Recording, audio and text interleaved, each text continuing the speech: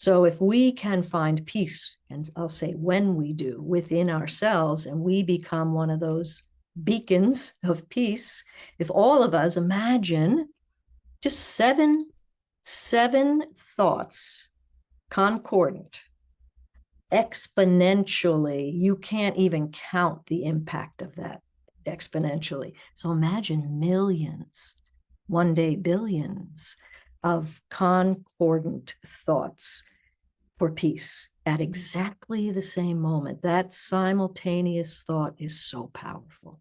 And energy follows thought. We know this. So that's what we do. Welcome to Harmonic Alignment, a podcast that explores the new frontier of energy medicine, bridging the gap between Western medicine and quantum physics, giving you easy and practical solutions. Guided by me, Dr. Larissa Sharipova, and me, Priscilla Koblenz. Join us on a journey discovering your harmonic alignment. On today's episode of Harmonic Alignment, I have a truly extraordinary, beautiful soul. Dorothy Maver, Dot, as she is known to her friends, has dedicated her life to educating and peace building. She shares the story of the founding of the Global Silent Minute. It's so beautiful and breathtaking, and I hope you will be inspired to join the world at 5 p.m. Eastern every day to pray for peace. She gives such incredible wisdom. You're going to want to go back and listen to this several times. I have it on repeat right now, absorbing her soul's beauty and presence and her vision for how we can make this world better. Enjoy. Maver. Today, I'm so excited. On Harmonic Alignment, we have the beautiful and just inspirational Maver. Thank you so much for joining me on Harmonic Alignment. It's a great joy, Priscilla. Thank you for inviting. You have given me such incredible wisdom. I had a healing session with you that was incredibly transformational and clearing out some stuck energy for me. And I think I was so inspired by the Global Silent Minute is a way that I can contribute to bringing more peace on the planet. We start with you explaining the Global Silent Minute? Thank you for inviting that at a very significant, auspicious moment in time, Priscilla, as we approach Hiroshima, Nagasaki, the 80th anniversary of the dropping of the atomic bombs. And each year since the Global Silent Minute was started in 2019, we have been honoring those exact moments, dedicating the Global Silent Minute on those days at the exact minute on the East Coast of the United States. For New York time, it's 5 p.m.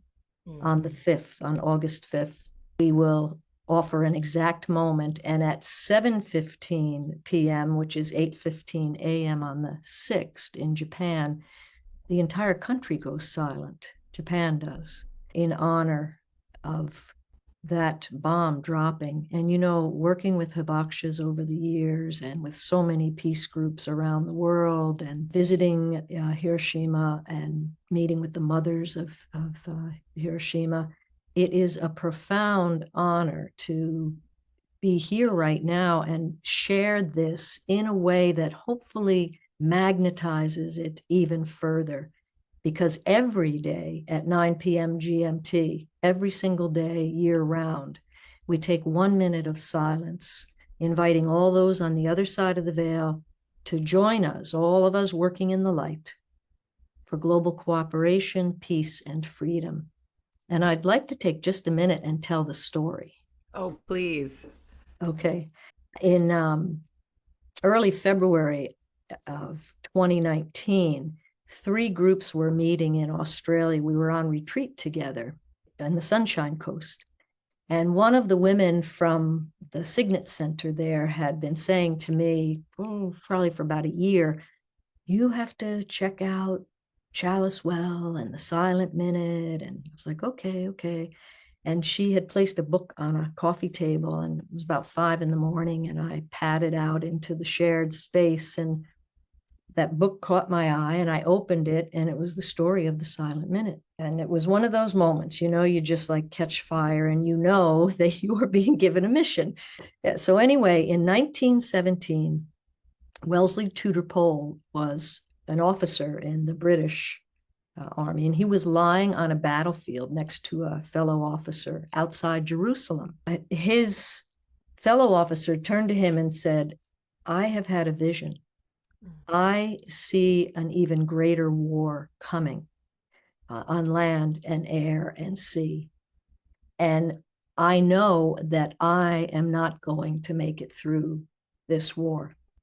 I'm not going to live through this war. You have to find a way to invite me and the millions of us, the invisible helpers, those on the other side of the veil, who cannot impose our will, but we are an army of goodwill. We want to help and help end all war, help bring peace on earth." Many years later, 23 to be exact, in 1940, that Wellesley Tudor Pole suddenly knew London was being bombed severely, and he knew what he had to do. So he went to the BBC, and they agreed to go radio silent at 9 p.m. London time every night. But just before they went radio silent, Wellesley Tudor Pole had also gone to the Big Ben Trust, and they agreed to sound the bells at 9 p.m.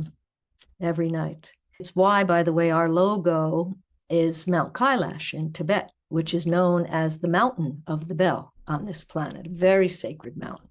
Our president at the time, Franklin Delano Roosevelt, supported it, as did all the Allied forces. And so every night then, for the next, 4+ years, at 9 o'clock, the bells would sound, radio silence, everyone was praying, holding the intention, meditating, focusing on peace on earth, the end of all war, bringing peace to humankind, after inviting all those on the other side of the veil to join them. So when this got inspired among the 3 groups in 2019, we said, okay, we need this right now on the planet again. And we need it because we're at war everywhere, including many of us within ourselves. And as Thich Nhat Hanh and Pema Chodron and many others along the way have said so wisely, Gandhi, it begins with each one of us. And that's not a cliche, that's just the truth. So if we can find peace, and I'll say when we do, within ourselves, and we become one of those beacons of peace, if all of us imagine just seven thoughts concordant, exponentially, you can't even count the impact of that exponentially. So imagine millions, one day billions of concordant thoughts for peace at exactly the same moment. That simultaneous thought is so powerful. And energy follows thought. We know this. So that's what we do. And we dedicate it for various groups, various occasions. We did a healing 5 minutes with the Theosophical Society internationally. The second year we were active, and it has gone on from there. Dot, thank you so much. It is such a beautiful thing. I think we're all feeling like, what can we do in this time and space? Right. And for you to have a created space for just 1 minute a day where you call in the light and love, the ancestors who've crossed over, the angels, your God, you call it all in and say, please bring us peace, peace within me, peace all around. I love that you said the peace starts within. The world around us is a reflection of what's going on inside of us. Always, ever and always, right? That's why one of my daily mantras is, bless me into usefulness, lest I pass thy labor.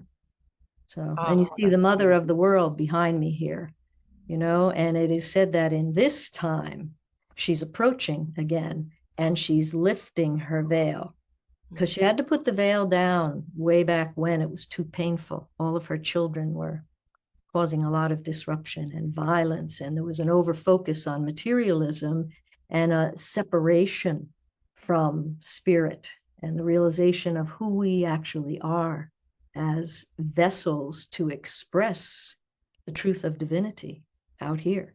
So, and then we get to do that through whatever forms we are living in. Well, obviously this, but the communities and nonprofit organizations, mostly in my own case. And we forget that sometimes, So as she approaches, it said she's lifting her veil, because we are actually coming to the time, as you well know, and I know you speak of this often on this beautiful podcast, that we're entering a new era. And boy, are we in the goose stage of the chrysalis, and it's pain and suffering that is not intended to be painful and destructive in a way that destroys us.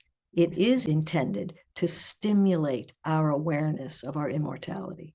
That spirit goes on. And so the forms, I've said it for years, we're in the midst of an all systems breakdown, simultaneous, all systems break through.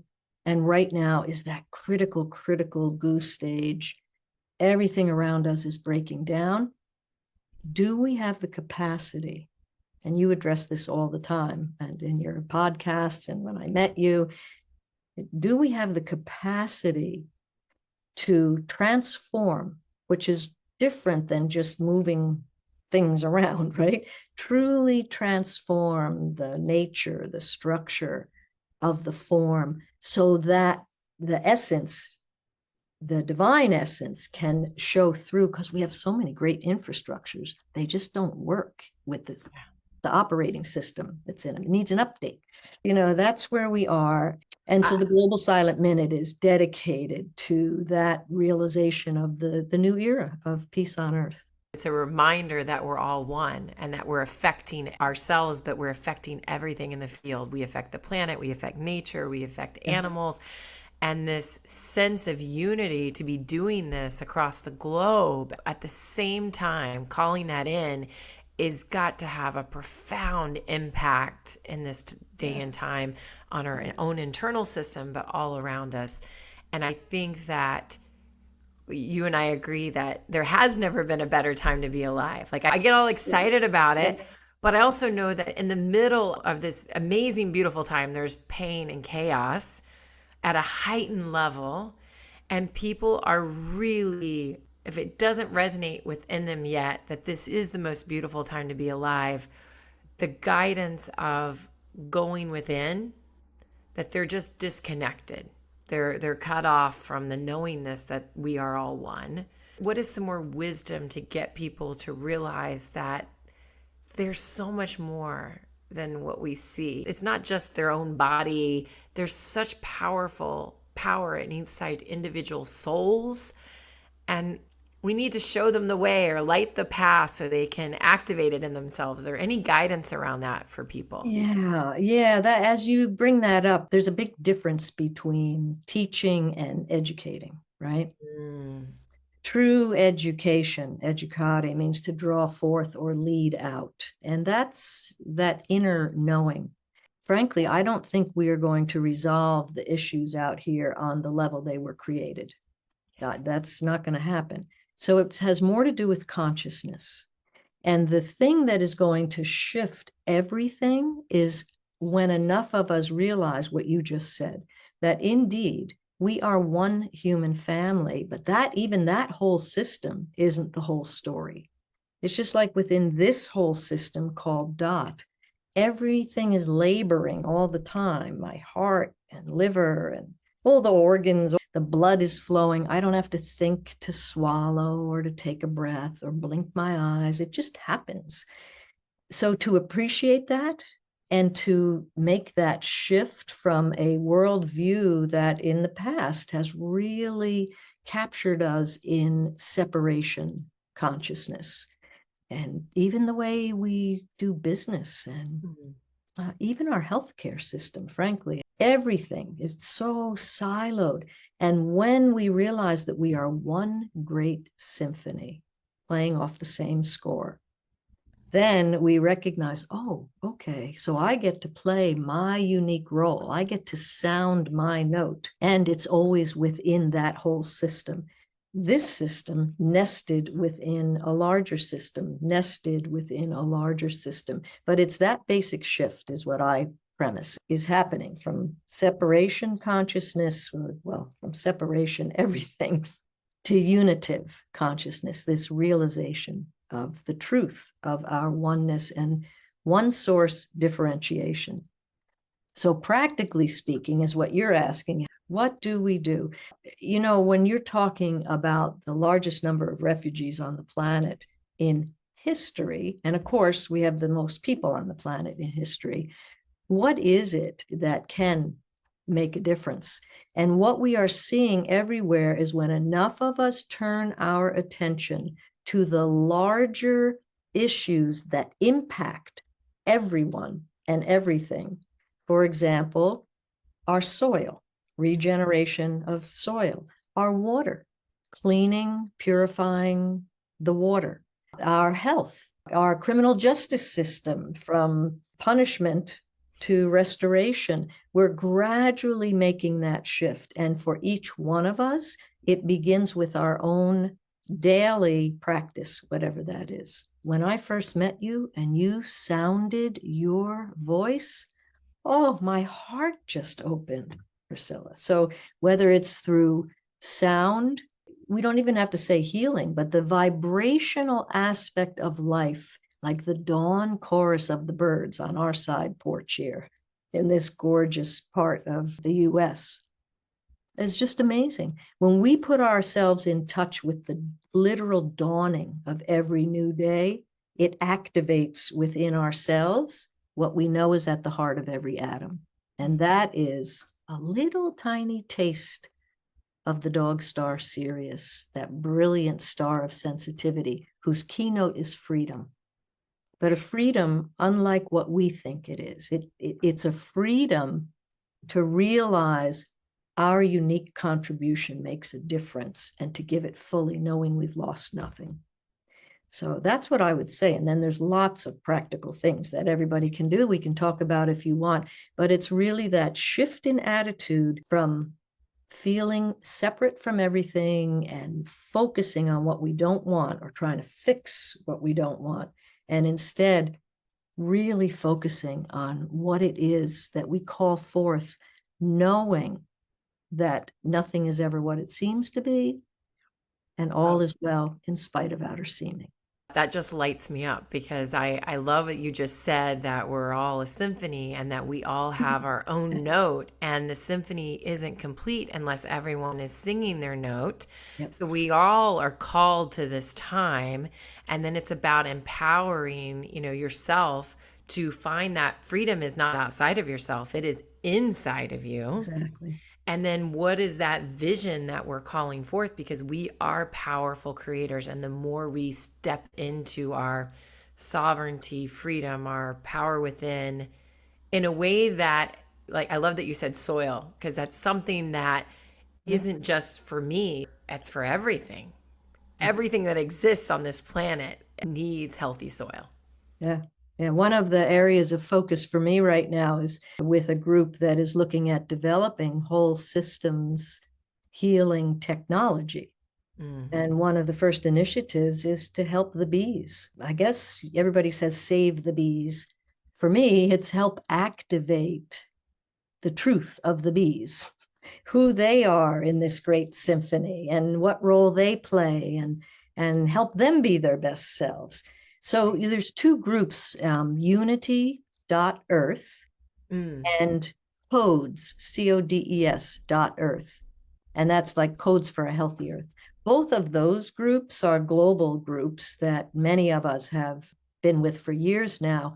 And the reason they both come to mind is because they're both looking at this whole systems, unit of consciousness purview with all of us in all walks of life, regardless, around the planet, and recognizing that it's an inside-out job, that we're all in it together, and that there is no exclusivity, right? It's inclusive, exclusive. You're drawing the infinity. Yeah, exactly. It's all one. It's all one. So there's no one outside of that. And Unity Earth, last year we went to Japan, a group of us, and we were there for the International Day of Peace in Hiroshima. And this year we will be in St. Louis in the USA, and we'll be there from the 9th of August for about a week. And the idea is to come together and, there's this gorgeous arch, and that's basically the geographic heart of the United States. And so we will be very intentional, all of us as one, from all over the world, walking through that arch, invoking the soul of the United States of America, along with all of our nation states in terms of politics and social justice and human rights. So many interests of mine over the years. And in order for us to have that be the truth, it's not top down, it's more bottom up, or all around, as a friend likes to say.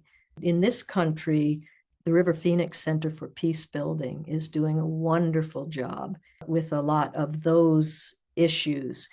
They're in Florida, actually, centerforpeacebuilding.org. You mentioned something that really resonated with me, and that is that you have been involved in some organizations that have been trying to get change on the planet. It sounds like this is a lifelong mission. I think there's an energetic difference for fighting for something versus you are shifting into calling in something in peace.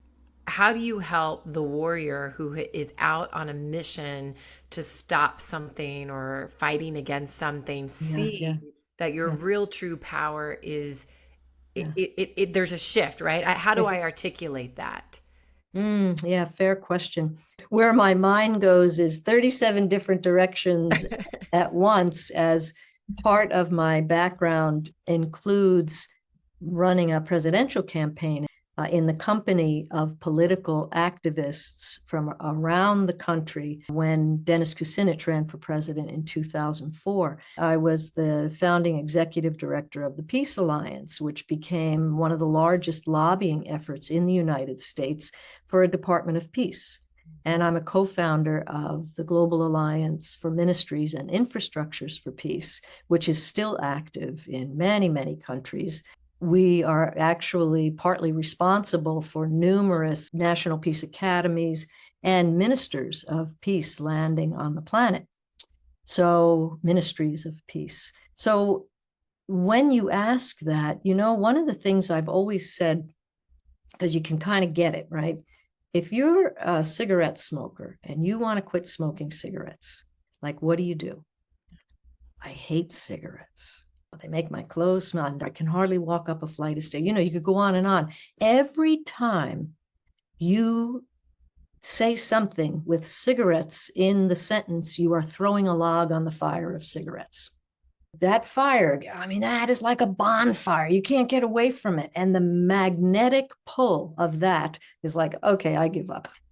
So I would say to groups all over, give me some kindling. What is it that we actually want? If we're not going to do whatever that is, and in this case, we're using cigarettes because it's really clear and kind of neutral, So if that's not what we want anymore, what is this? Define this. And so ultimately, I would go to violence, a triangle of violence, and the institutional and structural aspects that feed that direct violence, because you only see the direct violence, right? The bullying, the wars, the killing, the this, the that.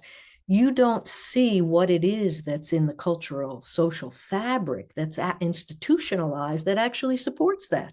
So over here, we have peace. How do we get to direct peace? And that's an actual, both academic and practical, both philosophic and political, social conversation that we have all the time. It's very hard to name.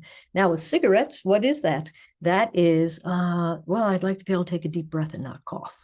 That's okay. So you'd like the freedom to breathe easy, because we always shift whatever we're talking about in the direction that spirit can follow, because spirit doesn't go backwards. It doesn't. Spirit doesn't go backwards. Yeah.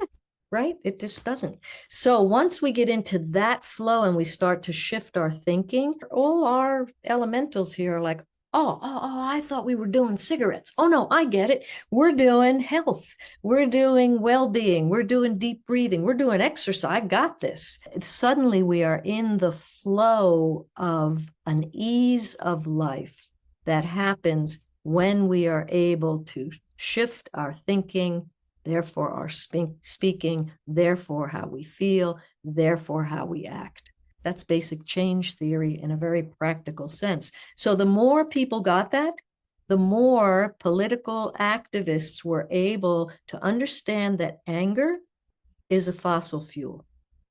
It burns. It burns the wrong thing. It Burns emphasizes hot. what you don't want to have happen. Exactly. What it does is boomerang back on ourselves. But if you can get somebody to realize what's under the surface of that anger, Yes. that's one of the greatest gifts we give to one another, because most of us really care. Yes. We care so deeply we could do harm, and we would never do harm. So that's a long-winded answer to your but question. it was so awesome. I mean, to use the energy of anger to peel back the layers, to transmute, because what you resist persists. What you put your energy toward, you are so powerful. And the more we put it toward what we don't want, and name the politician, the more you feed into what you don't want, the more, I think, the more power that you give the thing you don't want. And if you literally could say, well, what is the anger underneath, or why this person is causing me this upsetness? Is it fear? There could be really valid reasons underneath that. And then how do I then use my energy in a more powerful, healthy way? Someone once said to me, the person in the room who's the most still is the most powerful person in the room. Amen. And it's that peace and stillness that has the ability to shift hundreds of hearts. Yeah. And that just reminded me of the other thing that we always said. And to this day, I say it. We're not going to convince one another out here to change our minds or what we're doing. We've proven that over and over and over again for hundreds and thousands of years. That's not happening. It's like beating yourself up over the head. Keep going. Yeah, exactly. However, if we connect heart to heart, and this is at the heart of the global silent minute again, if we connect heart to heart in the one heart, then whoever it is may have a change of heart, or we might. So that's why that point of stillness, to reach that, whether it's on a walk in the forest here, or by a still lake, or in the stillness of just simply our own favorite chair, wherever that is. After the Second World War, a German officer was being interrogated, and they asked him, how did you lose the war? And he said, the British had a secret weapon we didn't know how to counter. I believe they called it the silent minute. Wow. The power of silence is greater than we know. So, Dot, that's so beautiful. It's also so empowering. And I think that what it really feels is that we need now, once we have this understanding of what is the thing we're calling in, what does the new epoch, the new earth, the new system of politics, of health, of longevity, of soil, like how do we call in the new thing? And do we all get together and powwow about what it looks like? Do we create a little mind movie? Like what would be helpful in calling in the thing we do want to see happen? Well, one of the things we're doing with Unity Earth is, as a group, we've decided that our theme is truth, beauty, and goodness. When I think about where I live here on this acreage, and I'm looking out the windows as I'm saying this, I see a peace pole and I see beautiful flowers all in the garden. I'm looking out over the mountains out the front, and it's gorgeous. Plato said beauty will save the world. Right? In Agni Yoga, it says the realization of beauty will save the world. So to start with the particulars, we can get caught in the weeds, and it gets really hard to try to figure out or think our way through, oh my goodness, like it's a hot mess. What are we going to do? Right. However, when we realize that we can move from chaos to beauty by focusing through the lens of beauty, we then realize how to transform an overly weed-ridden garden into a beautiful flow of flowers and peace. And because what is peace? Living in right relationship with self, others, and all of life. What does Codes for a Healthy Earth basically call for, even as they're looking at the thousands of projects around the world, cleaning water, getting rid of plastic, and looking at everything and the way through to a healthier, vital world where the core needs of every single living being are met, no exceptions. That's a big task. So where to start? Universals to particulars. Truth, beauty, and goodness, transcendentals, they're cosmic values. Right. Aristotle, Aquinas, Plato, as I said. Yeah. And Plato said we're torchbearers. And some of us, as we come through and hit that slide into incarnation, I'm now very crudely paraphrasing Plato, we get an extra handful of lights, of torches.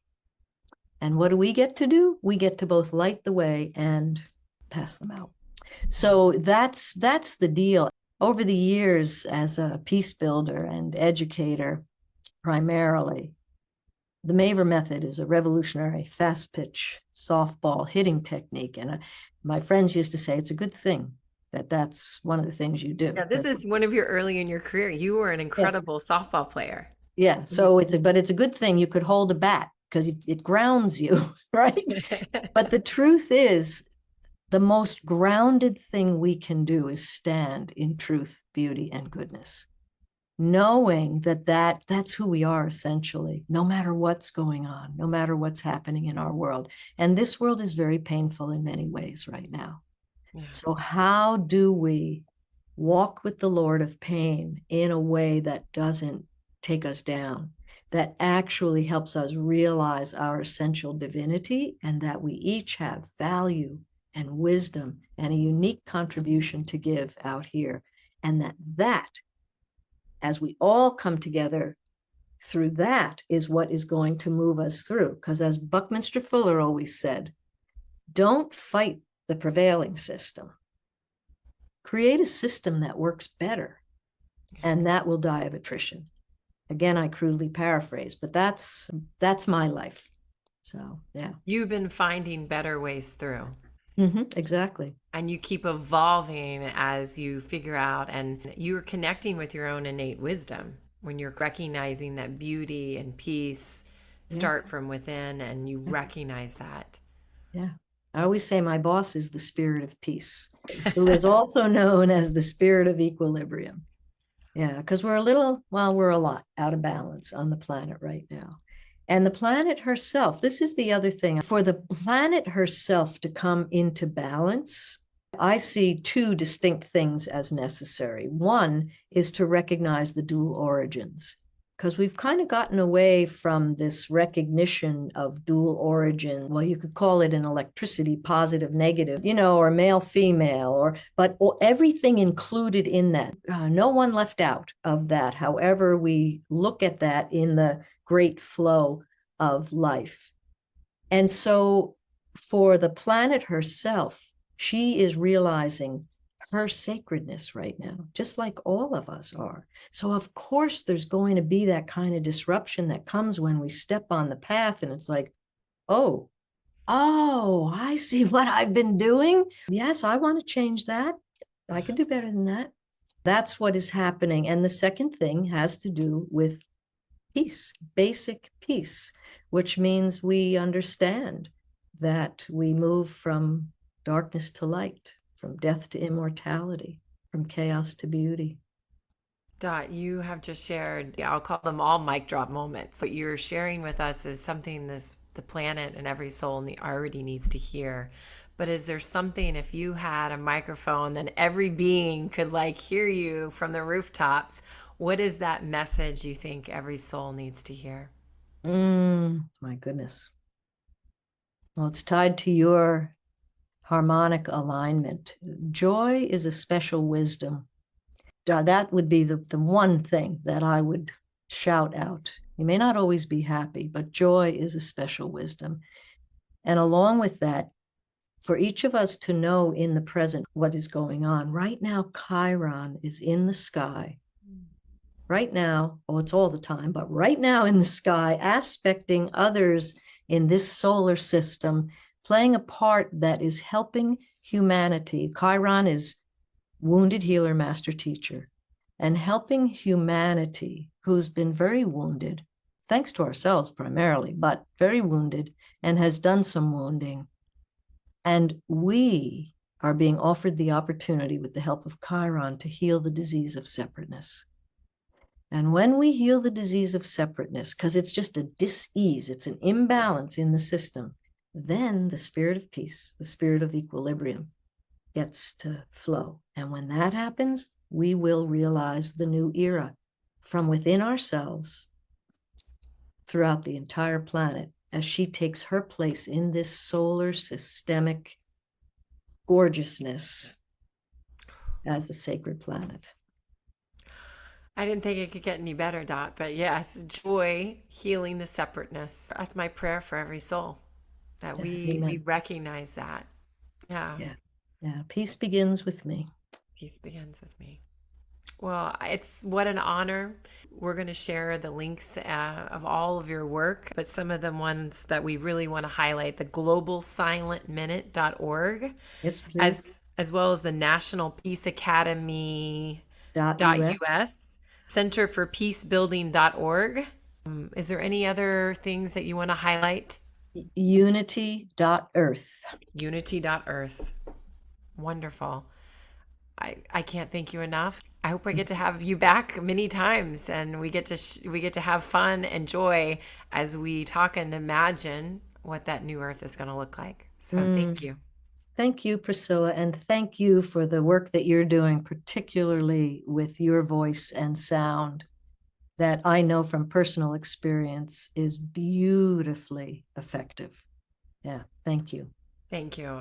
We are all music, and we all have a song to sing, and the more I come into the more knowing or helping others know that the only truth is through the music and through nature. And that's our universal language. The birds know it. The birds right.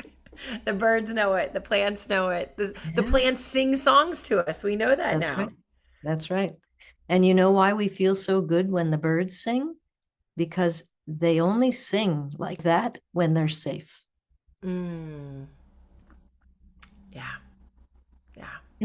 The space is created, and that's when they sing. Safe space. Safe space. It's what we all need, safe space. So thank you for creating a safe space here, and may we do that for ourselves and for one another into the new era while peace is realized on earth. Yes, amen to that. Are you ready for your Energy for Life bioenergetic nest scan? Dr. Larissa Sharapova and myself, Priscilla Koblenz, offer personal, private, 90-minute consults to get you back to optimal health and well-being. For more details, visit the show notes or check out harmonicalignment.co. We hope you enjoyed today's episode of Harmonic Alignment. If something resonated with you, we would love to hear about it. Please consider leaving us a 5-star review and subscribing so you don't miss an upcoming episode. Thank you. The information contained in this podcast is provided for informational purposes only and not intended for the purpose of diagnosing, treating, curing, or preventing any disease. Before using any products referenced on the podcast, consult with your healthcare provider. Carefully read all labels and directions. The products and information received through the podcast should not be used to replace a consultation or advice from your healthcare provider. If you suspect you have a medical problem or have any healthcare questions, please promptly call your healthcare provider. This podcast, including Dr. Larissa Sharapova and Priscilla Koblenz and the producers, are not responsible for any possible adverse effects from the use of information contained in this podcast. This podcast may contain endorsements and advertisements for products or services. Individuals on this podcast may have a direct financial benefit to the product or services referenced.